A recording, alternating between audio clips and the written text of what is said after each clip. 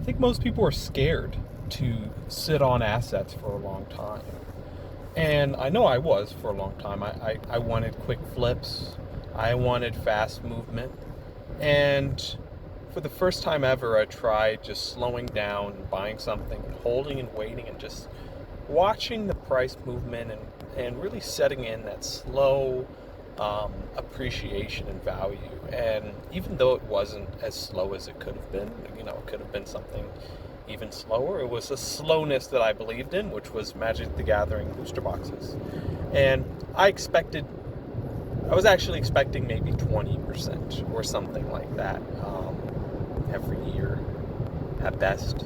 10% would have been okay. And 5% I'm still investing in something that I like, and it's going to move up. And it's kind of cool, and you can watch the market, kind of get a feel for it. It's a much more slow and steady market.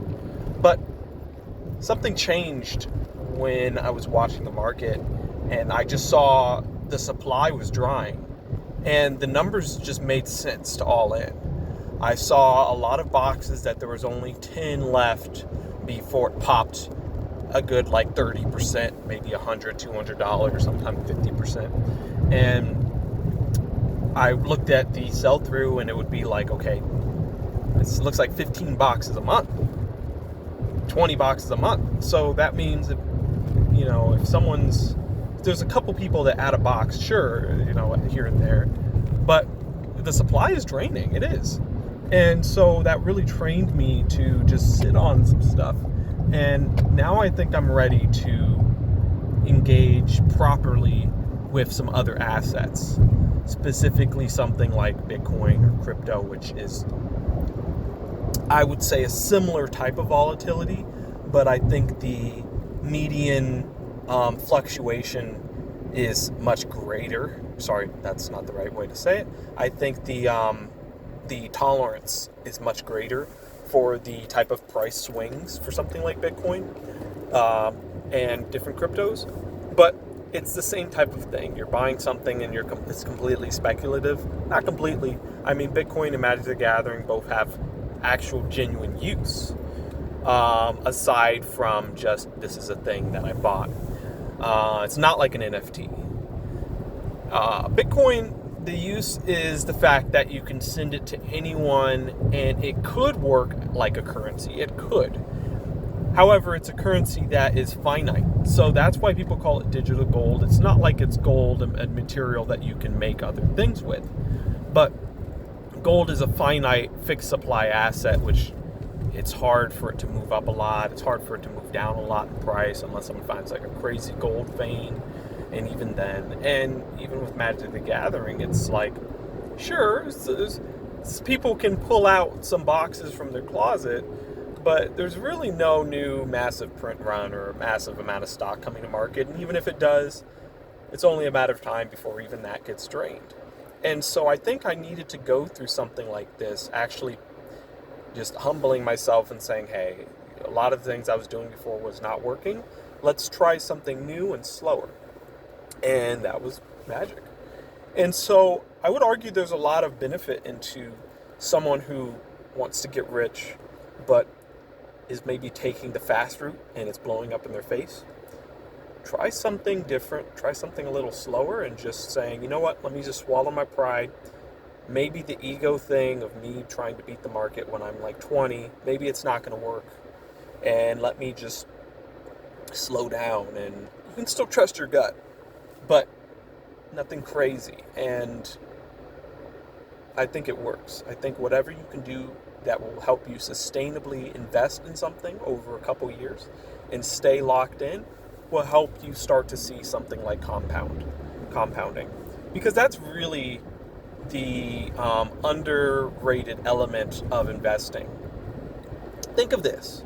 You say that a box is going up 50% a year.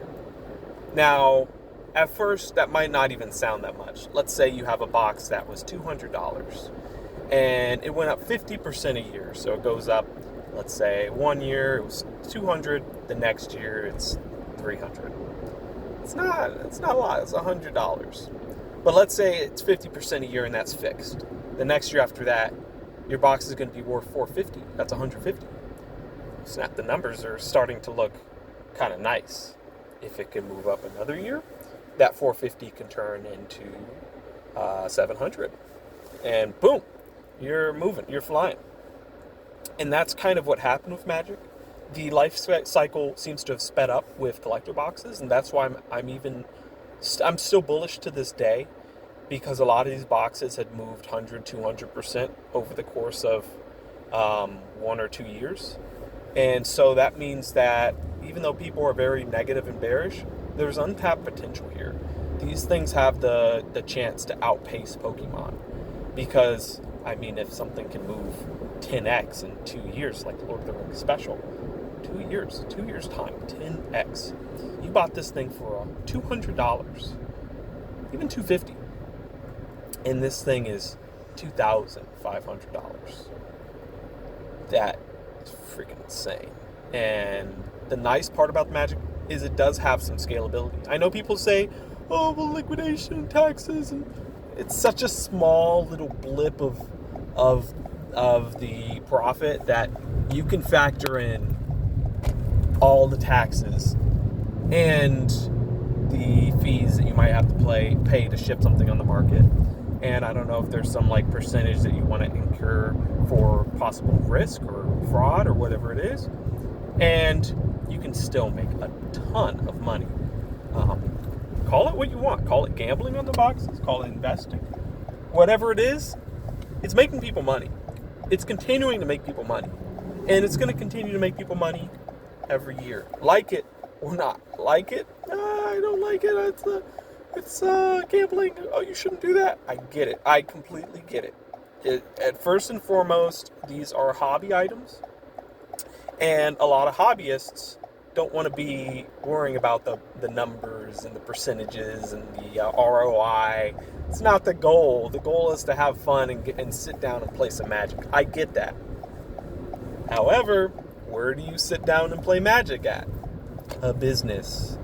What do you think the person who's running that place is doing? Stuff like this. This is what keeps the lights on. This is what keeps Hasbro continuing their little wheel that they're spinning. Sure, for the better or worse, because now they're making Universes Beyond and printing it out. But even that, it's making shops a lot of money. Shops were not making money like this before Universes Beyond. So, Universes Beyond is a double-edged sword for hobbyists.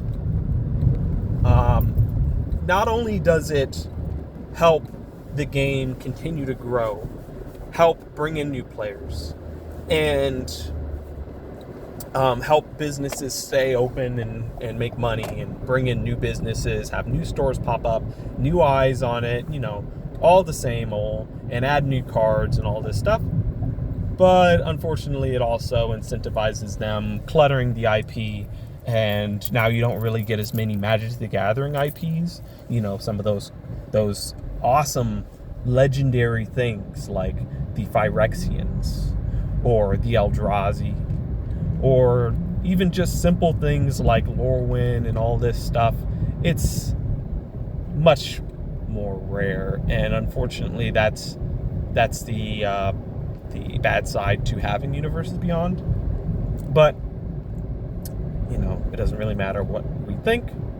It's gonna make people money, and that's where your own personal morals, perspective, and convictions come into play. What do you care more about? Living and dying on the hill that Wizards of the Coast needs to stop making Universes Beyond products when we know they're going to continue to because it's so well? Or never scalping because you don't want to be a filthy scalper? If you're a filthy scalper, you're ruining the game for hobbyists. I get it. Or you're making the prices high. I get it. I understand.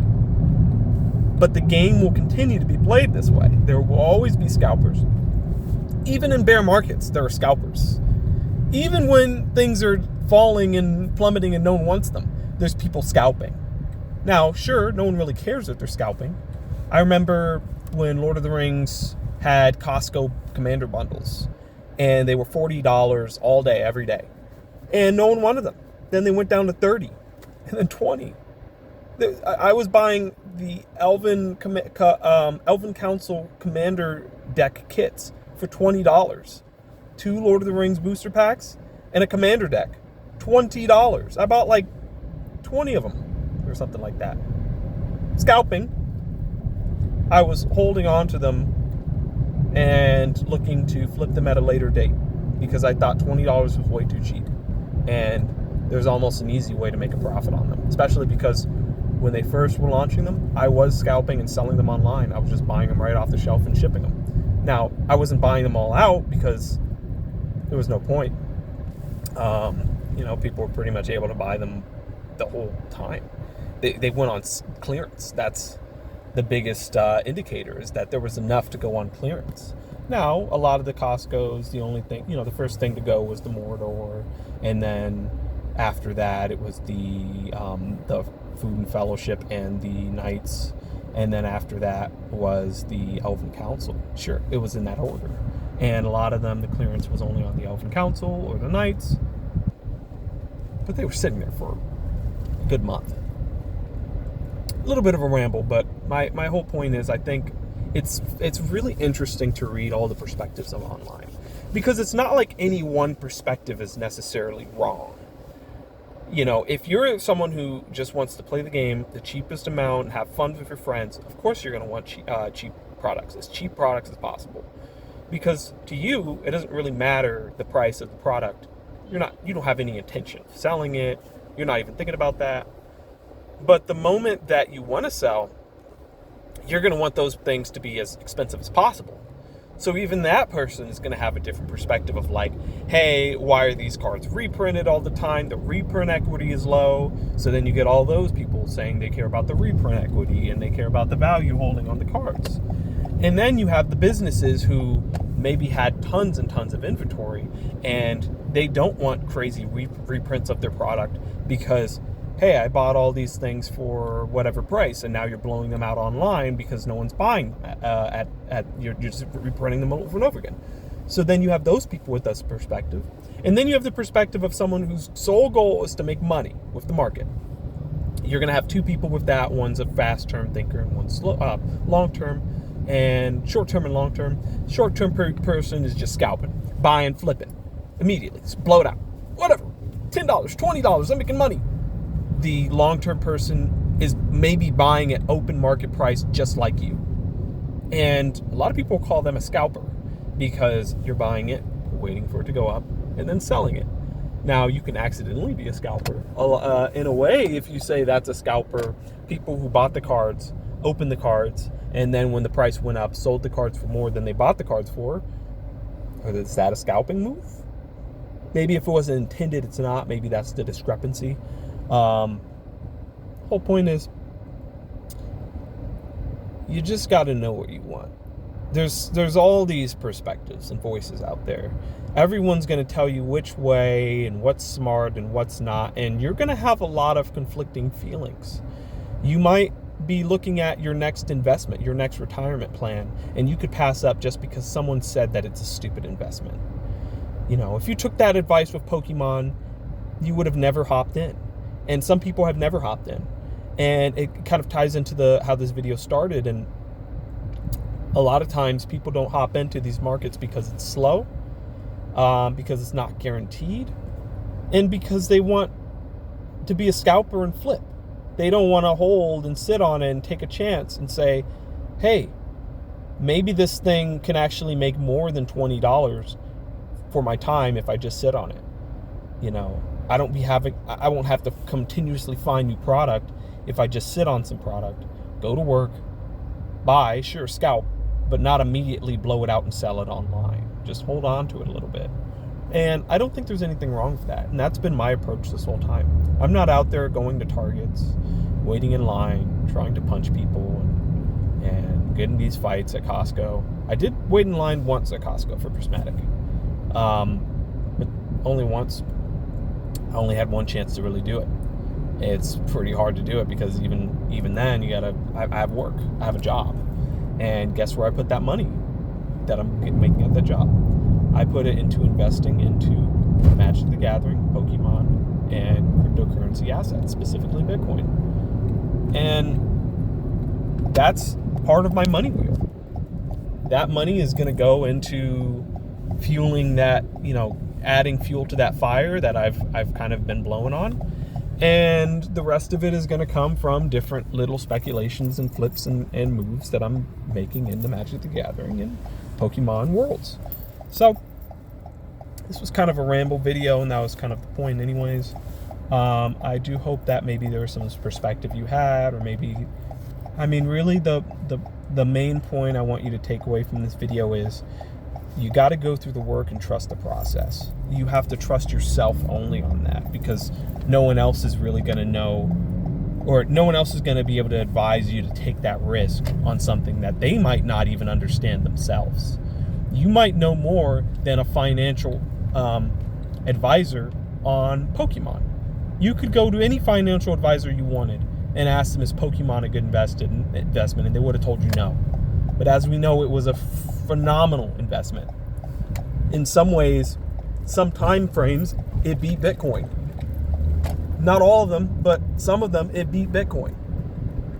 Financial advisors can't advise you that, because they won't even advise you for Bitcoin.